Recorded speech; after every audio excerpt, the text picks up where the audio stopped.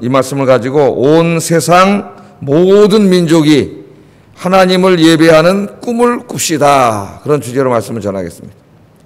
다시 한번 해볼까요? 온 세상 모든 민족이 하나님을 예배하는 꿈을 꿉시다.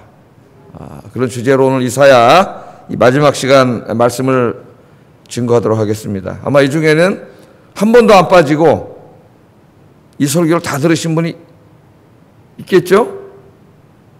있나요? 한 번도 안 빠지고 하여튼 오늘 111번, 9번 강의를 했는데 또 여러분 이제 시간이 있으실 때 한번 집에서 이사야서를 읽으면서 한번 같이 이렇게 들으면서 읽어보세요.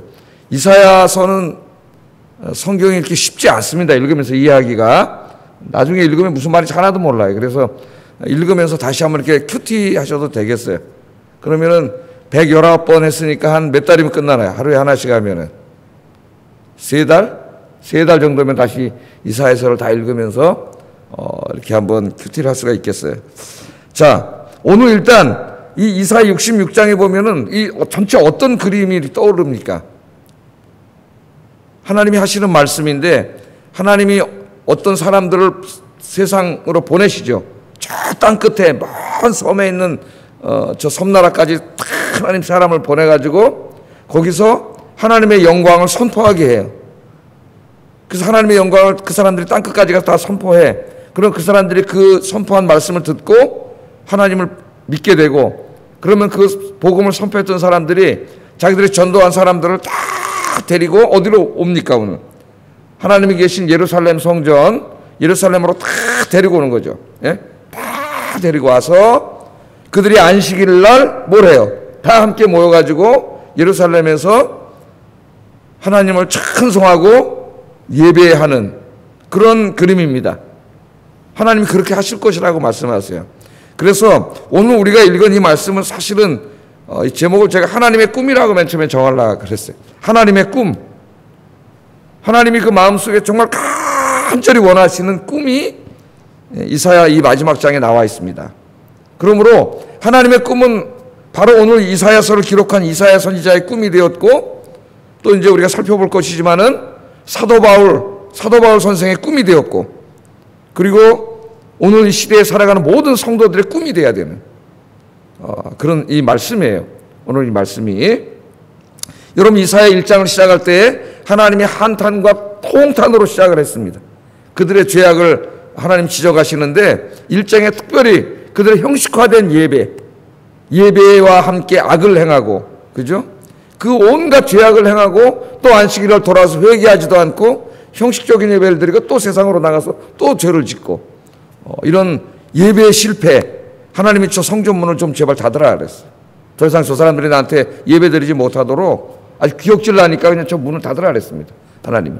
예배 실패로 시작을 했는데 오늘 66장 제일 마지막 장에 보면은 이 예배가 회복돼서 단지 이스라엘 사람들만이 아니라 전 세계에 열방에 있는 사람들이 다 하나님의 성전에 몰려와가지고 하나님을 찬송하고 예배하는 진짜 예배를 드리는 그런 위대한 환상으로 이 이사야서가 마감하고 있다는 거예요. 이사야서의 마감은 곧 우리 인류의 역사의 마지막 때 이런 일이 벌어집니다. 그것을 우리에게 그대로 보여줘요. 마지막 때 우리 예수님이 재림하시면 이 땅에 하나님 나라가 이루어지고 온 세상 열방에 구원받은 사람들이 다 우리 하나님과 어린 양을 찬송하고 예배하는 그런 일들이 벌어지죠. 자, 한번 말씀을 한번 깊이 들어가서 한번 보겠습니다. 자, 하나님께서는 이사야 선지자에게 하나님이 간절히 원하시고 계시는 하나님의 마음의 꿈, 하나님도 꿈이 있으세요. 예? 물론 하나님은 전능하신 하나님이시지만 그래서 그냥 뭐 하나님이 원하시는 대로 하면 되죠. 예? 그러나 하나님은 그렇게 이루시지 않습니다. 이 꿈은 하나님이 간절히 원하는 꿈을 하나님은 저와 여러분을 통해서 이루시기를 원하세요. 오늘 그 말씀을 보여줍니다. 자, 한번 보겠습니다. 18절부터 21절까지 보면 하나님께서 이사야 선지자와 우리들에게 하시는 말씀이에요. 특별히 18절 말씀부터 보면은 때가 이르면 거기서부터 이제 시작하는 겁니다. 때가 이르면 거기서부터 한번 읽어보겠습니다. 시작. 때가 이르면 문 나라와 언어가 다른 민족들을 모으리니 그들이 와서 나의 영광을 볼 것이며 하나님 그렇게 말씀을 하셨어요. 이제 때가 이르면, 그 때가 언제입니까? 하나님이 정하신 때죠. 마지막 때입니다. 하나님이 정하신 때가 되면 문나라와 언어가 다른 모든 민족들을 하나님이 예루살렘 성으로 다 모은다는 얘기. 예루살렘 성으로 다 모으리니 그들이 전부 다 전 지구 끝에 있는 사람들이 다 몰려와서 이 성전에 거하시는 하나님의 쉐키나, 하나님의 영광을 보게 될 것이다. 하나님을 만나게 될 것이다. 하나님이 그렇게 말씀을 하십니다. 자, 여러분, 모든 사람은 다 하나님의 형상으로 지음받은 하나님의 자식들입니다. 우리가 그걸 잊으면 안 되겠어요. 이 지구상에 존재하는 한 80억 정도 되는 모든 사람들이에요. 그들이 지금은 무슨 이슬람교를 믿는 사람도 있고, 힌두교를 믿는 사람, 뭐 불교를 믿는 사람, 또 자기 이념을 믿는 사람들 있죠. 공산주의자들이나 뭐 이런 사람들도 있고, 하여튼 세계 열방의 다양한 민족과 다양한 언어를 사용하는 굉장히 많은 사람들이 있는데, 그 사람들이 다 누구예요? 하나님의 형상으로 지음받은 하나님의 자식들이에요. 하나님이 사랑하세요. 원래 인간이 죄짓지 않았으면은 이 모든 사람들이 자기가 있는 처소에서 하나님을 예배하고 찬송하고 영광을 돌리며 그렇게 살았을 겁니다. 그런데 인간이 이 어둠의 권세, 사탄에게 속아가지고 죄를 진 이후에 하나님으로부터 멀어져서 이제는 그들이 있는 곳에 다 퍼져 살면서 온갖 우상을 숭배하고 죄를 짓고 지금 그렇게 살고 있죠. 그래서 멸망의 길로 가고 있어요, 저 사람들이. 근데 하나님의 간절히 원하시는 거는 뭐냐? 이 세계 열방의 모든 사람들이 계속 죄 짓고 살다가 지옥 가는 게 아닙니다. 하나님이 이 모든 사람들을 다 구원하기를 원하세요. 그래서 하나님이 마음으로만 원하시는 게 아니라 그 일을 이루시기 위해서 진짜 하나님이 엄청난 일을 행하셨죠. 어떤 일을 하셨어요? 하나님의 독생하신 외아들 예수 그리스도를 이 땅에 보내시고 우리의 모든 죄값을 치르기 위해서 십자가에서 우리의 죄의 형벌을 대신 받게 하시고, 그렇게 하심으로 아들의 죽음을 통해서 하나님이 구원을 이루어 놓으셨잖아요. 그러니까 아들을 희생하면서까지 하나님께서 제일 사랑하시는 독생하신 외아들 예수 그리스도를 십자가에서 죽게 하시기까지 하나님이 이루시기를 원하시는 간절한 꿈이 뭐냐면은 온 세계 열방, 하나님의 형상들, 하나님의 자식들이죠. 그들이 다 하나님께로 돌아와 하나님을 예배하게 하는 그것을 하나님이 원하시는 거니까 모든 사람 구원하기를 원하세요. 그래서 이것이 하나님의 꿈이기 때문에 이것이 이사야의 꿈이 되었고, 또 나중에 사도 바울이 이 이사야 66장을 읽으면서 자기 자신의 꿈으로 삼았고, 또 초대교인들이 자기의 꿈으로 삼았고, 많은 기독교 2000년 역사에서 신실한 성도들이 자기의 꿈으로 삼았습니다. 오늘 새벽에 예배드리는 저와 우리 모두가 오늘 이 하나님의 꿈이 저와 여러분의 꿈이 되기를 주의 이름으로 축복합니다. 예. 자, 예수님께서 이 일을 다 이루셨어요. 그 다음에 이 일은 예수님이 이루신 다음에 그냥 자동적으로 이루어지는 게 아니라 예수님을 믿고 구원받은 사람들, 제자들을 예수님이 어떻게 해요? 세상에 보내셨죠. 신실한 사람들을 세상에 보내셔서 그들을 통하여 오늘 하나님이 여기서 지금 말씀하고 계신 이 일을 이루게 하셨습니다. 19절 한번 읽어볼까요? 19절 시작.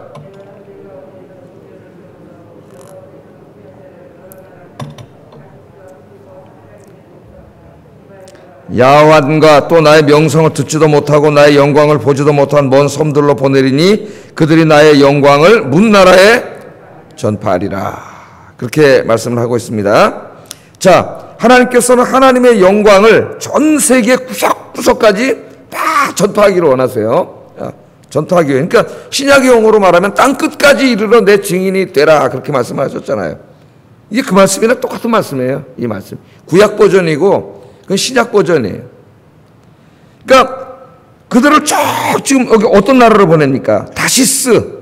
하나님이 사람을 세우셔가지고 신실한 사람들을 모아서 하나님의 영광을 보게 하고 구원하신 다음에 또 그 신실한 사람들을 어떻게 해요?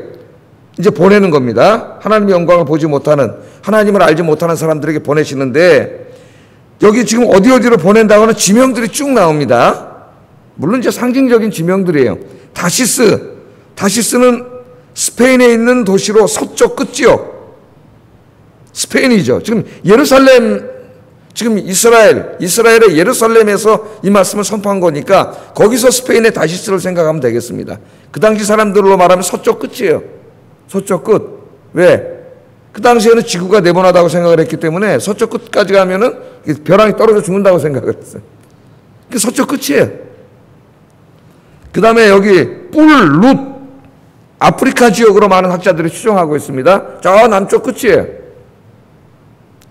두발은 지금 흑해나 카스피의 중간에 있는 북동쪽 끝 지역입니다.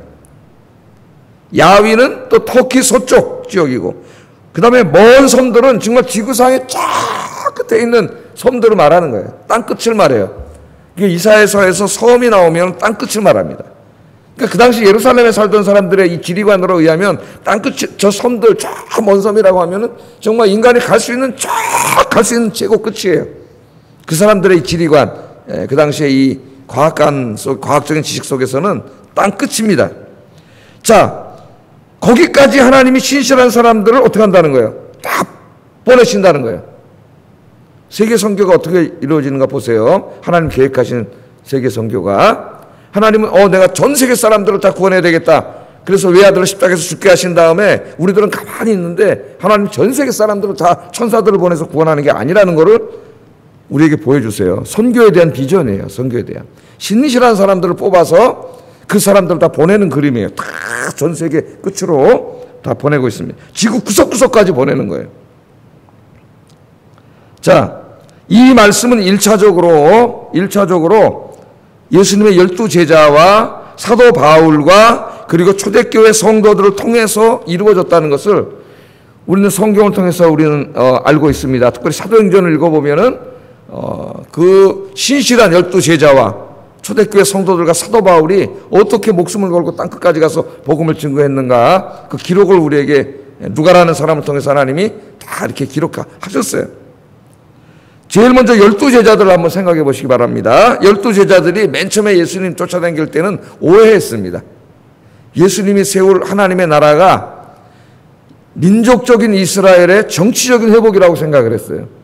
그래서 예수님이 메시아가 되셔서 오시면 언젠가는 군대를 모아가지고 로마하고 전쟁을 해서 로마를 멸망시키고 이스라엘, 세계 인류 국가인 이스라엘을 세울 거라고 생각했습니다. 그래서 인류 국가를 세우면 우리 12명의 제자가 그 나라들의 12지역을 다스리는 장관이 된다. 그런 꿈을, 정치적인 꿈을 꿨어요. 12제자들이. 그러면 그 12지역을 다스리는 12사도, 지금으로 보면 최신복, 12명의 왕의 신복이 되는 거죠. 누가 우두머리가 될 거냐? 그래서 매일 싸웠어요.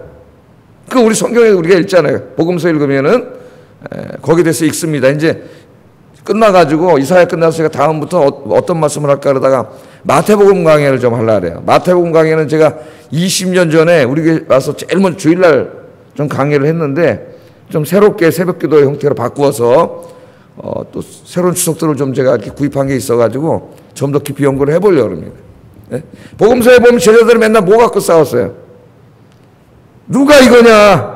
하나님의 나라가 임해서 예수님이 이제 왕이 되시면 우리 12이 그 중에 최고 이제 장관이 될 텐데 누가 이인자가 되느냐 가지고 매일 싸웠어. 예수님 보면 길에서 막 싸우고 있어, 지네끼리. 뭐 하냐 보면 그 누가 1인자냐고 싸우고 있어. 심지어는 야고보와 요한은 엄마까지 찾아와 가지고, 생각나시죠? 당신의 나라가 임하고 당신이 왕이 되면 우리 아들이 두 놈이 당신 쫓아다니고 있는데 한 놈은 우편에 한 놈은 좌편에 세워주세요. 엄마가 와서 부탁까지 했어요.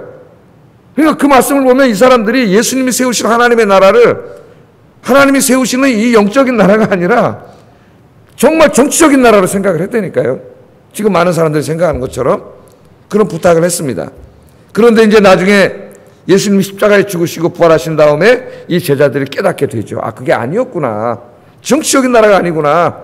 하나님의 나라는 우리가 복음을 증거해서 온 세상 사람들이 예수 믿고 구원받아가지고 구원받은 사람들로 이루어지는 영적인 나라구나. 그걸 깨닫게 됐죠. 그리고 예수님이 우리를 부르신 이유가 뭐 누가 높은 자리에 앉게 하느냐 왔느냐 이런 거 하려고 한 게 아니고 우리들을 전 세계로 보내서 복음을 증거하게 하기 위해서 우리를 부르신 거구나. 그걸 깨달은 거예요. 그러니까 지금으로 말하면 예수님이 나를 부르신 것은 나 돈 많이 벌게 하고 성공하게 하고 건강하게 하고 이 세상 인간적으로 잘 돼가지고 정말 떵떵거리며 살게 하기 위함이 아니구나. 똑같아요. 저와 여러분을 왜 구원하셨어요? 이제 저와 여러분을 구원하셔서 우리들을 보내기 위함이죠. 복음을 전하기 위해서, 땅끝까지 보내기 위해서 하나님 우리를 택하셨구나. 우리도 그걸 깨닫게 됩니다. 신앙이 깊어질수록. 자, 이것을 깨달은 다음에 12제자들이 어떻게 했냐면은 사도 요한을 제외하고는 모두가 땅끝까지 이르러 복음을 증거하다가 순교했습니다. 물론 사도 요한도 복음을 전했지만 그는 순교는 하지 않았어요. 반모섬까지 끌려가서 순교 직전에 하나님이 구원해 주셔가지고 그는 반모섬에서 석방돼서 에베소에 와서 아주 늙기까지 복음을 전하다가 그렇게 자연사했습니다. 순교하진 않았어요. 나머지 제자들은 다 복음을 전하다가 순교를 했는데 요한의 형제 야고보는 예루살렘에서 복음을 전하다가 헤롯 아그리파 1세에 의해서 참수당했습니다. 이 부분은 이제 사도행전에 나오죠. 목 잘려 죽었어요. 도마는 도마행전이라고 하는 외경에 의하면은 인도까지 가서 복음을 전하다가 순교했다고 합니다. 또 마태복음을 쓴 마태는 유대인들에게 복음을 전하다가 나무에 묶여서 화형을 당했다 그래요. 불에 태워져 죽은 거예요. 베드로는 로마에 가서 복음을 전하다가 십자가에 거꾸로 달려 죽었다고 베드로 행전에 그렇게 기독교 전승에 나와 있습니다. 그러나 이 제자들이 다 이처럼 복음을 전하다가 어떻게 했어요? 순교했어요. 무슨 예수님 믿고 뭐 그냥 돈 많이 벌고 건강하고 성공하고 출세하고 이런 게 아니에요. 12제자가 정말 그 사명을 깨달은 다음에는 온 세상 열방에 가서 복음을 증거하다가 다 순교했습니다. 하나님이 왜 우리를 구원하셨는지 그 이유를 분명히 깨달은 거죠. 12제자가 다 그렇게 죽었어요. 그러나 그 누구보다도 복음을 위하여 전 세계를 열심히 뛰어다녔던 사람은 사도 바울 선생이죠. 사도 바울 선생. 바울 선생은 뭐 우리가 잘 알듯이 맨 처음에는 예수 그리스도가 이단이라고 생각했습니다. 나무에 달려 죽은 자, 십자가에 죽은 자는 메시아가 될 수 없다. 신명기 말씀을 그렇게 이해해가지고 기독교인들을 박해했죠. 맨 처음에는. 그러나 나중에 기독교인들을 잡아서 박해하려고 다메섹으로 가다가 거기서 부활하신 예수님을 만나게 되고 거기서 이제 회심을 하게 되죠. 그때 예수님이 너는 이방인의 사도가 되라. 그렇게 말씀을 전하셨습니다. 자, 이방인의 사도로 부르심을 받은 이후에 사도 바울은 구약학자예요. 이사야서의 이 말씀, 특별히 오늘 66장 말씀을 굉장히 깊이 묵상한 것 같습니다. 이 사도 바울이. 로마서에서도 이제 이 말씀이 나와요. 깊이 묵상을 하면서 오늘 특별히 20절 말씀 속에서 자기의 소명을 찾았어요. 이방인의 사도로 나를 부르셨다는 의미가 뭔가? 66장 20절을 읽다가 이걸 자기의 소명으로 삼게 됩니다. 한번 읽어보겠습니다. 시작. 깨끗한 그릇에 담아 여호와의 집에 드림같이 그들이 너희 모든 형제를 문나라에서 나의 성산 예루살렘으로 말과 수레와 교자와 노새와 낙타에 태우다가 여호와께 예물로 드릴 것이요. 이 말씀. 자, 누가 말씀하셨습니까? 나 여호와가 말하노라. 하나님 말씀하셨어요. 자, 뭐라고 말씀하셨습니까? 이스라엘 자손이 성전에 올 때 뭘 가져와요? 예물을 가지고 오죠. 성전에 올 때 빈손으로 오지 말라 그랬습니다. 하나님이. 감사 예물을 가지고 와야 돼요. 예물을 깨끗한 그릇에 담아 여호와의 집이 어디예요? 성전이죠. 성전에 와서 하나님께 이렇게 드림과 같이 지기법입니다. 드림과 같이 그 다음 말을 하는 거예요. 하나님께 드릴 깨끗한 예물을 깨끗한 그릇에 담아서 성전에 올 때 이제 이렇게 하나님께 드리잖아요. 그 드리는 것과 똑같이 구원받은 우리들이 해야 될 일이 있다는 거예요. 그게 뭡니까? 그들이 너희 모든 형제를 문나라에서 아까 하나님 보내신다 그랬죠? 그 나라에 다 가가지고 하나님의 영광을 선포해서 다 전도한 다음에 그 사람들을 다 데리고 어디로 와요? 나의 성산 예루살렘으로 오거라. 그죠? 근데 먼 데에 있잖아요. 섬나라까지 가야 되니까 그냥 올 수는 없으니까 말과 수레와 교자와 노새와 낙타에 태우다가 여호와께로 데려와서 그 네가 전도한 사람들을 하나님께 뭐로 드리라고요? 예물로 드리라. 이 말씀이에요. 자, 한번 정리해 보세요. 안식일마다 이스라엘 사람들, 하나님의 백성들이 하나님께 예배 드리러 옵니다. 그때 빈손으로 오면 안 돼요. 예물을 가지고 와야 돼. 그래서 그 깨끗한 그릇에다가 가장 귀한 예물을 가지고 성전 예배에 와서 하나님께 드리죠. 그렇게 드리는 것처럼 이제는 구원받은 하나님의 백성들이 전 세계 열방으로 가서 하나님의 영광을 선포해가지고 전도한 다음에 전도한 사람들을 다 데리고 하나님의 성전으로 나와. 그러니까 멀리 있는 사람들은 말 타고 뭐 나귀 타고 겨자 타고 무슨 뭘 타고 오든지 하여튼 마차를 타고 오든지 다 타고 데리고 안식일날 성전에 와서 그 전도한 사람들을 뭘로 드리라고요? 하나님께 예물로 드리라는 거예요. 우리가 드려야 할 예물이 뭔가를 하나님이 우리에게 가르쳐 주십니다. 자, 사도 바울은 이 말씀을 읽으면서 가슴이 불탔습니다. 놀랍죠? 이사야서의 이 말씀을 읽으면서 가슴이 불타올랐어요. 그래서 이 말씀을 평생의 자기의 소명으로 삼습니다. 그런데 제가 이제 이사야서 강해하면서 또 복음서 또 사도행전을 설교하고 로마서 설교하면서 여러 번 설명을 했어요. 자, 이 말씀을 문자적으로 이용하면 적용하면 어떻게 되겠습니까? 우리들이 저 땅끝까지 가서 전도해가지고 주일마다 다 데리고 어디로 가야 돼요? 예루살렘으로 다 가야 되잖아요. 예루살렘에 지금 성전도 없지만은 그 예루살렘으로 가서 거기 가서 하나님께 제물로 드려야 돼요. 그러니까 사도 바울이 사역할 때는 성전이 있었죠. 그럼 사도 바울이 저 로마까지 가서 복음을 전했는데 이 말씀을 문자적으로 적용하려고 했다면 바울이 어떻게 해야 돼요? 다 가서 전도해가지고 또 매일 다 데리고 예루살렘으로 와야 되잖아요. 그렇게 할 수 있어요, 없어요? 그렇게 할 수 없잖아요. 그러니까 사도 바울이 얼마나 위대한 신학자인가. 물론 이제 하나님이 그렇게 지혜를 주셨지만은 이 말씀을 그렇게 구심력적으로 적용하지 않았습니다. 구심력은 뭐예요? 강력한 힘, 중심의 힘을 향하여 주변에 있는 것들이 끌려오는 현상이죠. 물리학 법칙에 구심력이잖아요. 그게 다 끌려오는 거. 그러니까 그 시대에는 예루살렘 성전에 하나님의 영광이 임하고 여기로 전 세계 사람들이 끌려오는 그림이에요. 이거는. 그런데 사도 바울이 이것을 창의적으로 적용했다 그랬죠. 정말 전도한 사람, 저 스페인에 가서 전도한 사람을 예루살렘으로 데려오는 게 아니라 사도 바울 어떻게 적용했다고요? 여기에 나오는 하나님의 예루살렘에 있는 하나님의 성전을 어떻게 했어요? 스페인에 가서 거기다가 세웠어요. 저 로마에 가서 거기다 세웠어요. 저 그리스에 가서 거기다 세웠어요. 터키에 가서 저기다 세웠어요. 저 알바니아에 가서 거기다 세웠습니다. 거기다 교회를 세우고 거기서 전도를 해가지고 거기서 많은 사람들을 구원한 다음에 주일마다 그 사람들을 데리고 예루살렘으로 온 게 아니라 그 나라에 세운 하나님의 성전으로 데리고 간 거죠. 바울이 가서 세운 성전을 다 뭐라 그래요? 교회라 그러죠. 교회. 예? 교회를 세우고 주일마다 전도를 해서 그 교회로 다 데려간 거예요. 그러니까 이 하나님의 성전을 구심력적으로가 아니라 원심력적으로 중심에 있는 이 성전을 전 세계 열방으로 원심력적으로 뻗쳐나가가지고 성전을 다 전 세계 교회를 짓고 주일마다 전도해서 그 성전으로 데리고 간 거예요. 할렐루야. 그리고 이 말씀은 나중에 상징적으로 이 말씀을 이룹니다. 상징적으로. 어떻게 해요? 각 교회에서 구제 헌금을 다 걷어가지고 자기가 전도한 교회, 세운 교회에서 헌금을 걷어서 그 헌금을 다 가지고 예루살렘으로 돌아오잖아요. 그래서 하나님께 드리지 않습니까? 상징적으로는 그렇게 이뤘지만 실제적으로는 이 말씀을 구심력이 아니라 원심력적으로 적용했다.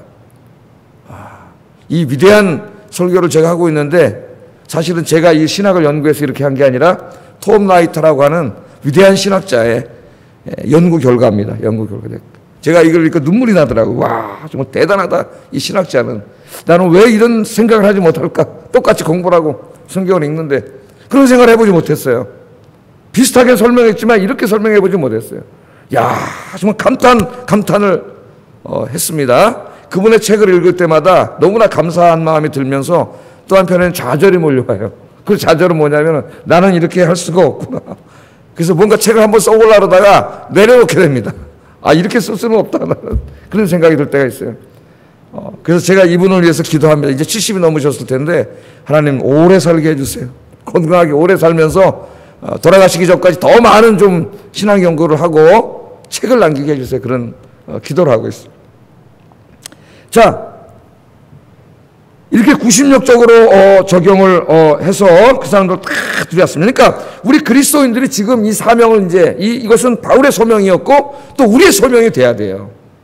그럼 우리의 소명은 뭐가 돼야 됩니까? 우리의 꿈은 여러분 나가서 전도해 하나님 영광을 선포해서 전도해가지고 주일날 빈손으로 오지 말고 빈손으로 오지 말라 그랬어요. 하나님. 교회 올 때 내가 전도한 사람을 자가용에 태우든지 뭐 업고 오든지 손잡고 오든지 가까우면 다 양손에 잡고 여기 상징적으로 뭐 노새를 태우고 나귀를 태우고 교자에 태우고 이런 말을 했지만 다 저렇게 주일날 온 성도들이 내가 전도한 성도들을 데리고 교회로 하나님을 예배하러 쫙 몰려오는 비전이에요. 이 비전이. 저는 이 비전을 가지고 기도를 해요. 앞으로 여기 이제 또 새로운 아파트가 들어오고 그럴 때 우리 성도님들이 열심히 전도해서 주일마다 내가 전도한 사람을 데리고 성전으로 몰려오는 이 이사야 66장의 이 위대한 그림이 우리 아이언교회를 통하여 이루어지게 하여 주시옵소서. 우리 성도들을 통하여 이루어지게 하여 주시옵소서. 여러분들도 오늘 이 가슴에 품고 이 가슴이 불타기를 주의 이름으로 축복합니다. 자, 나중에요 이 말씀을 사도 바울이 그대로 인용을 해요. 로마서 15장 한번 찾아보겠습니다. 중요한 말씀.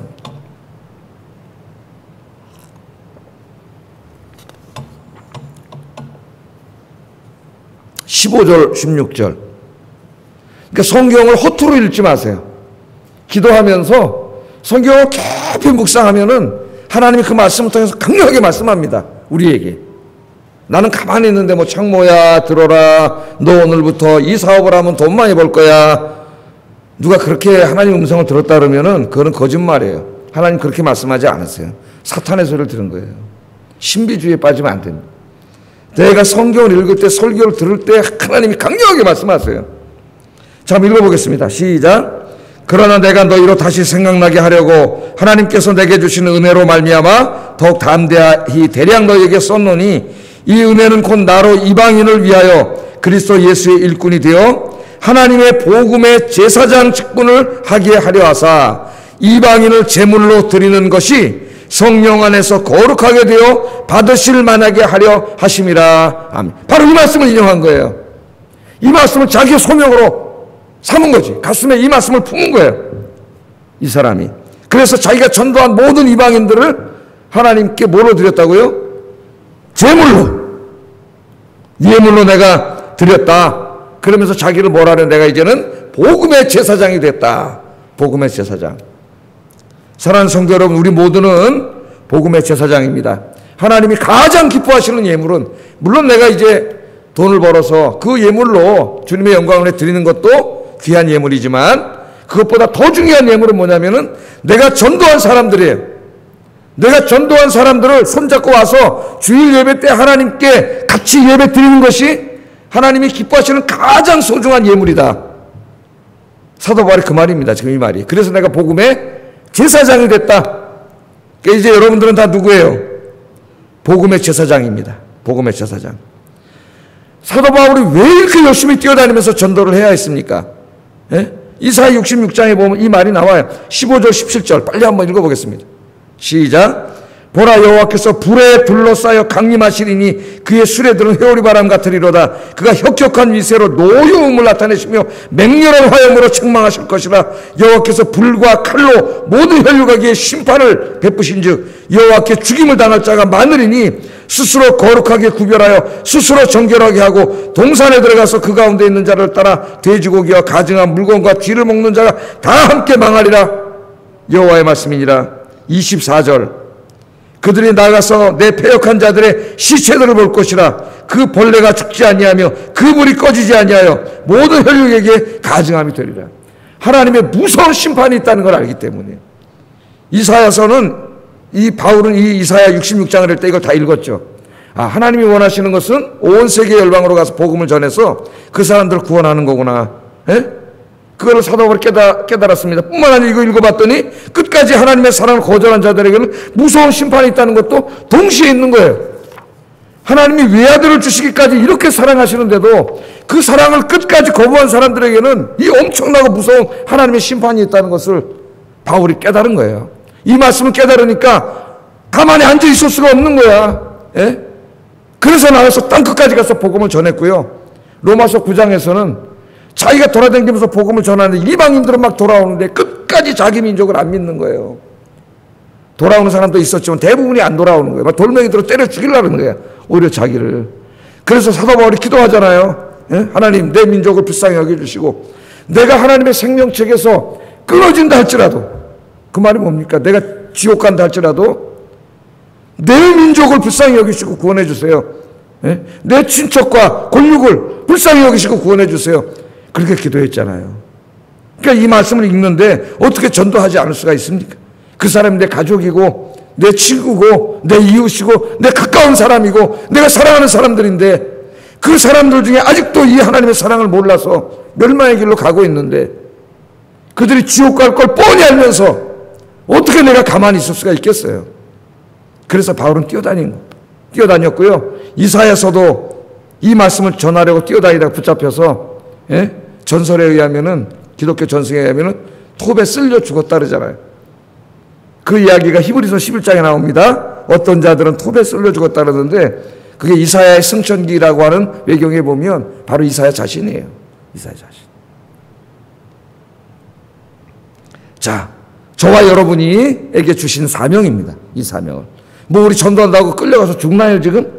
그렇지 않잖아요. 땅끝까지 선교사님들이 대신 갑니다.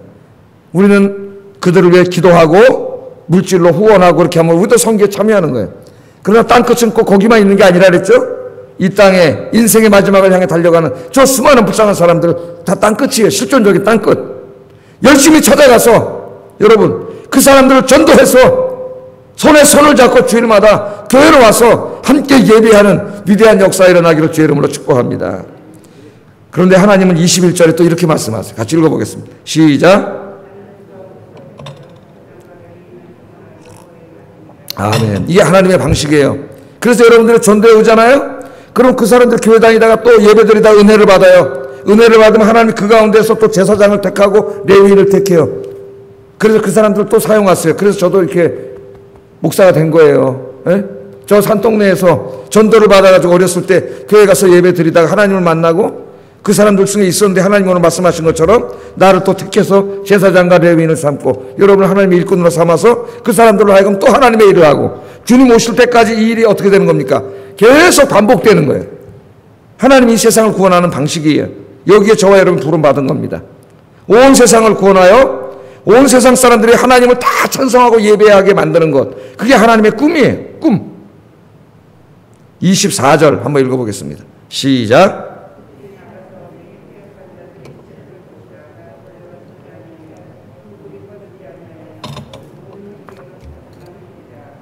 아, 23절이에요. 23절 시작. 여호와가 말하노라 매월 초하루와 매 안식일에 모든 혈육이 내 앞에 나와 예배하리라. 아멘. 이게 하나님의 꿈이에요. 전도한 모든 사람들이 월상 예배, 우리 월상 예배는 드리지 않고 있는데 안식일 예배에 다 주일 예배에 나와가지고 하나님을 예배하게 되리라. 예배하게 되리라. 그러잖아요. 그게 하나님이 간절히 원하시는 거고 지금도 하늘 보좌에서 이 땅을 통치하시면서 지금은 죄를 짓고 기독교를 박해하고 온갖 우상을 숭배하고 있는 저 사람들 빨리 우리들이 다 찾아가고 교회가 없는 곳에 선교사 파송하고 기도하고 물질로 후원하고 그래서 전 세계 교회가 세워져 예루살렘 성전에 거기 다 세워지고 그 사람들 중에 또 일꾼이 세워져서 그 지역을 또 전도하게 하고 이래서 온 세계 열방이 어느 주일날 다 함께 하나님을 찬송하고 예배하기를 하나님이 지금 하나님 보좌에서 간절히 원하고 계십니다. 간절히. 저와 여러분 여기에 부름받은 사람이에요. 전도의 목적은 내가 그 사람 하나를 전도해서 지옥까지 가게 하지 않고 천국 가게 만드는 것 거기만 있는 게 아닙니다. 그 이상이에요. 내가 전도하는 궁극적인 목적은 그 사람이 구원받은 다음에 하나님을 찬양하고 예배하는 자로 만들기 위함이다. 이게 전도의 궁극적인 목적입니다. 예배하기 위함이에요. 근데 어떤 사람은 교회를 다니면서도 예배를 소홀히 해. 이건 정말 불행한 거죠. 전도의 목적이 예배예요. 우상을 섬기던 저들이 전도해서 복음을 듣고 성전에 나와서 하나님을 예배하게 하는 것이 하나님의 목적이라니까요. 그런데 어떤 사람은 하나님을 믿는다 하는데 예배를 소홀히 해. 그럼 이게 이 사람이 하나님 믿는 게 아니에요. 여러분 이 24절의 이 말씀 하나님의 간절한 꿈이고 저와 여러분의 꿈이 되고 우리 아이언교회의 꿈이 되고 주님 오실 때까지 이 사명을 감당하는 우리 모두가 되기를 주의 이름으로 축복합니다. 기도하겠습니다. 이사야서는 그렇게 끝난다. 하나님의 통탄과 탄식으로 시작됐던 이사야가 이 놀라운 비전으로 소망으로 이렇게 마감하고 있습니다. 인간의 역사도 그렇게 마감할 거예요. 우리 이 말씀을 가지고 기도하겠습니다. 우리도 하나님의 꿈을 꿉시다. 이사야의 꿈, 바울의 꿈이고 나의 꿈이 되어야 되겠습니다. 온 세상 열방 땅끝까지 복음이 전파되고 내가 그 일에 쓰임받고 그래서 온 열방이 내 주변에 있는 모든 사람들이 내 가족들이 다 함께 손을 잡고 교회에 와서 하나님을 찬송하고 예배하는 그날이 속히 오게 하시고 나와 우리 아영교회가 이 일에 쓰임받게 하소서. 기도하겠습니다. 사랑과 은혜가 충만하시는 하나님 아버지 감사하고 감사합니다. 아버지 부족한 종의 입술을 통하여 부족한 지식으로 부족한 신학으로 부족한 언변으로 부족한 영성으로 이 위대한 이사야 1장부터 66장까지를 이 새벽의 짧은 시간에 이 힘든 시간에 나름대로 열심히 증거했습니다.